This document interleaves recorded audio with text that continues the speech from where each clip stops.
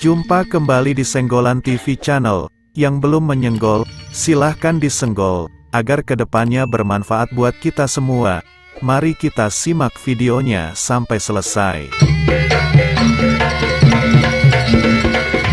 Legenda dan sejarah yang kaya, ditambah dengan fakta-fakta unik yang jarang diketahui, menjadi salah satu warisan budaya yang paling berharga di Indonesia.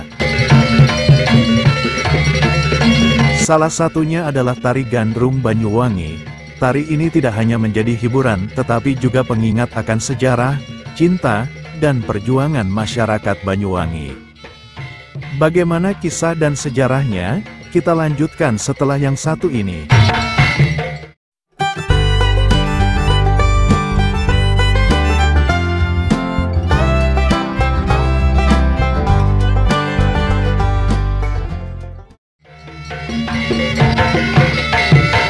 Tari Gandrung, sebuah tarian dari Banyuwangi, yang bukan hanya sekedar hiburan, namun juga simbol dari rasa syukur masyarakat atas panen yang melimpah dan kisah cinta yang mengharukan, dengan latar belakang legenda yang menggambarkan sejarah panjang Banyuwangi.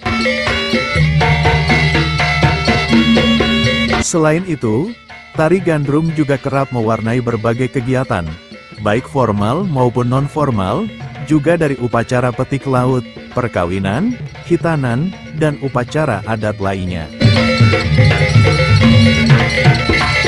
Sejarah perkembangan dari tari ini, dimulai ketika Banyuwangi masih di bawah kekuasaan Kerajaan Blambangan beberapa abad silam.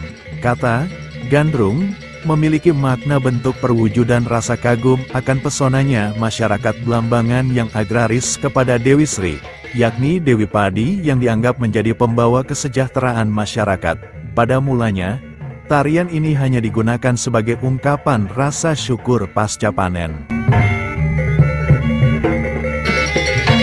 Seni Tari Gandrung disajikan dengan iringan musik khas perpaduan budaya antara Jawa dan Bali.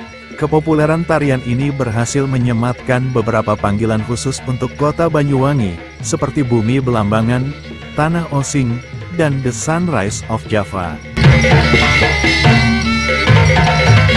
Menurut sejarah, sekitar tahun 1767, pasukan kompeni yang kala itu didukung dengan prajurit Mataram dan Madura, menyerang Belambangan yang dipimpin Mangwi.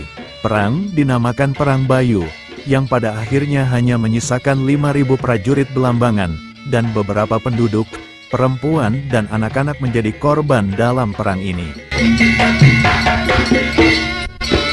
Perang tersebut baru berakhir ketika tanggal 11 Oktober tahun 1772, para prajurit dan penduduk kemudian pergi mengungsi untuk menyelamatkan diri mereka. Ada yang pergi ke gunung, dan ada juga yang pergi ke hutan. Singkat cerita, para prajurit kemudian mengumpulkan kembali masyarakat desa Belambangan yang masih ada dan kemudian prajurit tersebut menamai diri mereka sebagai Gandrung Marsan atau penari laki-laki. Mereka menari dari satu kampung ke kampung lainnya untuk mengumpulkan berbagai bahan makanan yang dapat mereka gunakan untuk bertahan hidup, tak hanya bagi kelompok Gandrung Marsan, tetapi juga masyarakat Belambangan lainnya yang mengungsi di wilayah hutan dan gunung.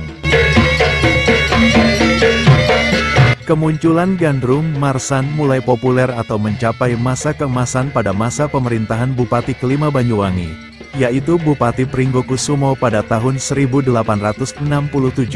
Kemudian, pada perkembangannya, tari Gandrung tidak hanya dimainkan kaum lelaki, tapi juga perempuan.